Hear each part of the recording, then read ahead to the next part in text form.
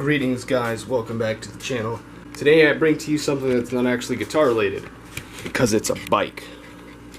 So here we got this bike. This is my old bike, 22-inch wheels, small-ish size. It's in this ugly blue color with orange Roadmaster logo. So this is a Walmart bike, technically. You get this at Walmart. It's a cheap bike, does the job, it works as a bike. But after a few years of use, it just starts to become a terrible bike. Now this is not entirely the fault of the bike. It could be the fault of the bike owner. Because with any bike, it requires a bit of maintenance.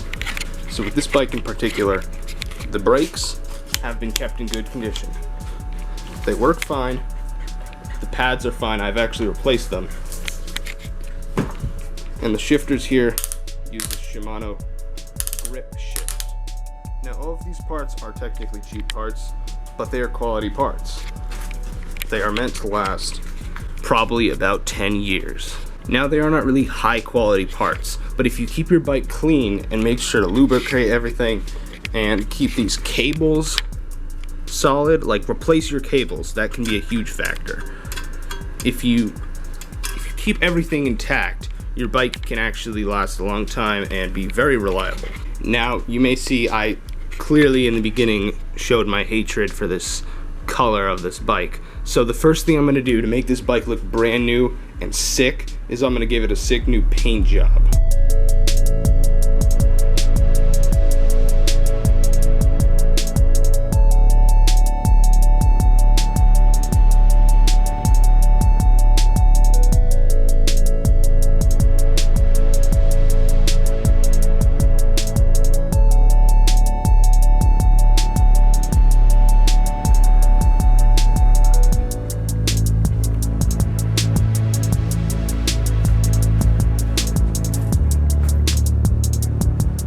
So here I have stripped off all of these stickers and decals and stuff from this frame.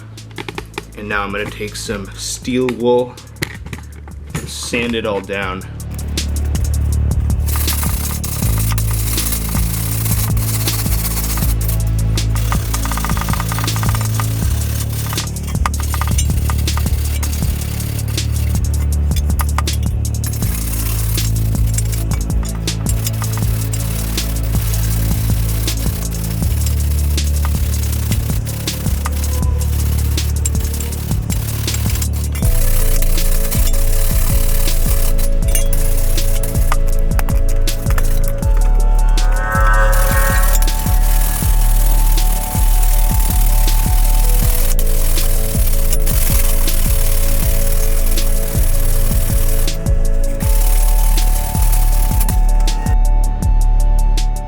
So I took some steel wool to the paint to get back all of the dents and dings, smoothing it out, and then I sanded it all down so that this is ready for painting.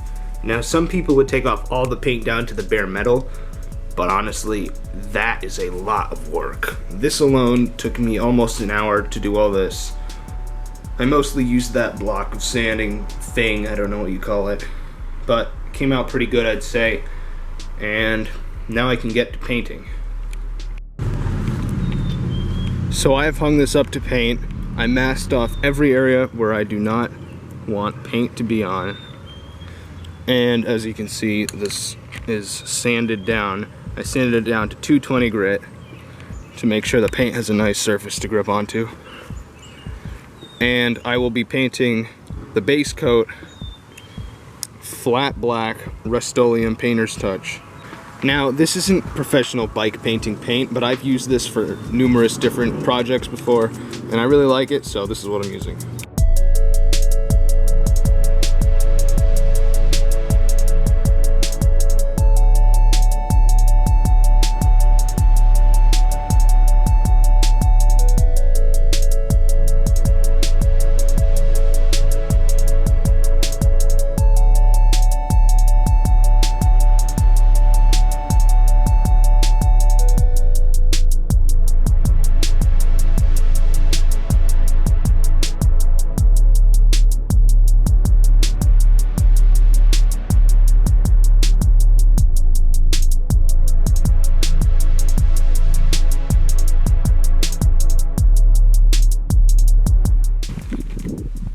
So I managed to get 3 coats out of this one can.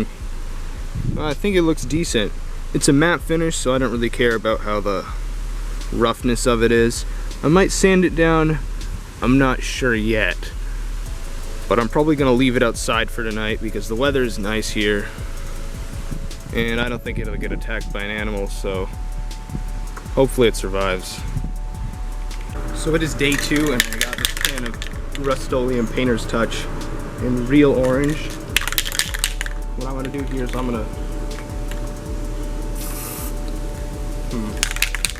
just gonna put a bunch of it in this cup here.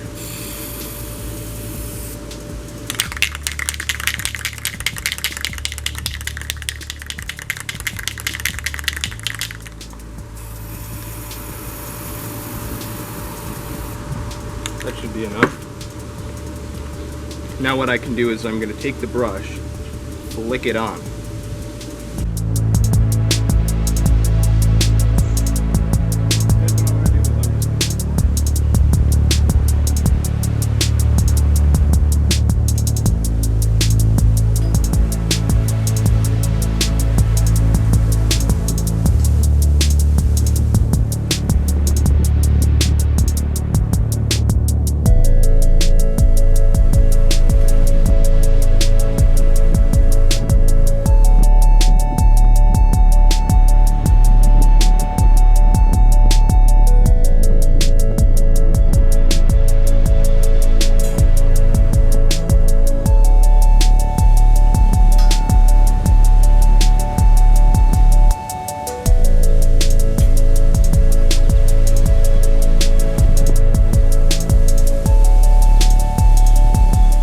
So it didn't quite go as planned. So what I did do was, instead of flicking the paint and letting it fly onto the thing, I just swatted it in random places. I think it came out okay. I don't know. I don't think I ruined it, but it's definitely not what I originally intended. Now for the clear coat, I'm going to be using this RUSTOLEUM matte clear enamel to give it a nice matte finish.